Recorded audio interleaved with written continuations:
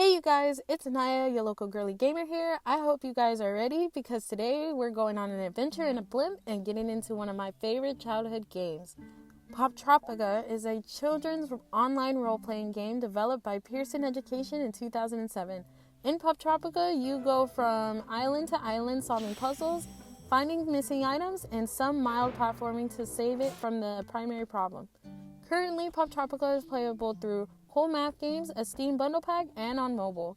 Due to there being so many islands and ways to play, I had to narrow it down just to one medium of play and one island. So I'll be playing the mobile version, digging into one of my favorite islands of all time, Time Tangled.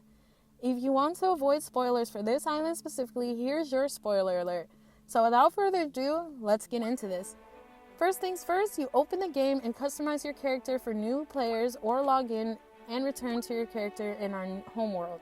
We have a house, a designated area to buy clothes and pets, and specific missions are available throughout the world. I like the home world a lot. It's inviting and oozes personality, especially once you start exploring. However, I do feel the house is useless. We should have been allowed to upgrade blimps instead, mainly because that's where we are primarily spending our time. Now finally, enough technicalities, let's get into this island. Once we land, we can lightly tour the island and talk to a woman in distress to get briefed about our mission. Poptropica doesn't have any voice characters, so we have to read the text for context, lol. Also, this was the first world to have a hub to interact with other players. There was no players when I peeked here during my playthrough, but it's a unique idea. Past this building, the woman we later find out is a scientist working on a time machine, and something has interfered with the past. What or who is unclear, and I wish this was elaborated on more, but this is a kid's game. I doubt they care that much. Back to the story, the woman's assistant scientist tells us how to power the machine, and we end up in a dystopian future and speak to ourselves 50 years in that future. Speaking to ourselves provides us with the time travel stopwatch, and we then rush off to begin the mission in earnest. Once again, there isn't much explanation on how any of this happened besides a plaque.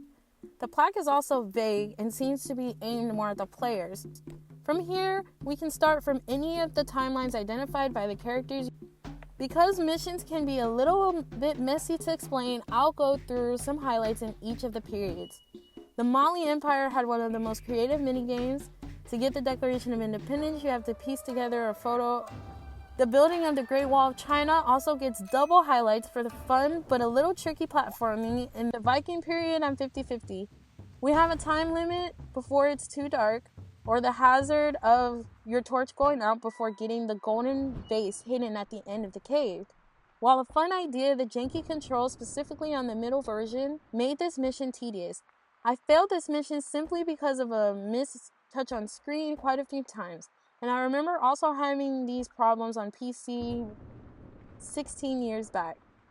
But it was nevertheless fun once you got through it. The building of the Statue of Liberty honestly made me feel the most like I was a Frenchman working alongside them in this period. Due to the excellent art style, platforming to get to Da Vinci's Notebook, which is a perfect segue to our final period we'll dig into. Da Vinci's Workshop, which honestly sweeps the awards for best platforming, most stunning visuals, and had the most character. Some honorable mentions are Menlo Park, beautiful art style, Mount Everest platforming, Aztec Empire art style, and Graph House and Lewis and Clark Expedition for funniest Easter eggs. After we solve each character's problems in the designated period, the photo will go from white to a green, and once they're all green, the lab will blink green, indicating for you to return to the present. Once you return, the scientist thanks you for your work and asks you to check the future to ensure things are fixed. Once we return, it looks starkly different from before, and it's gorgeous. It's always interesting to see how our future is portrayed in media. However, this platforming sequence did have me stumped, and the devs also thought so because there's a character who will give you directions. Once you finally figure out how to get there, You make it to your house and talk to your future self, where they thank you and give us our island medal. With that marks the end of today's video. I hope you guys hop into this game. It's good, simple fun, and great for working out the brain muscles at bare minimum. This island would have been more fun if an overarching villain or something similar caused this. That way we had to fight it, like Fairy Tale Island. But once again, for a kids game, it does what it needs. If you guys are interested, I'll do deep dives on the rest of the islands as well, so comment below. Thank you guys so much for watching. Please like and subscribe. It really helps the channel a ton. And as always, I'll catch you guys in the next one.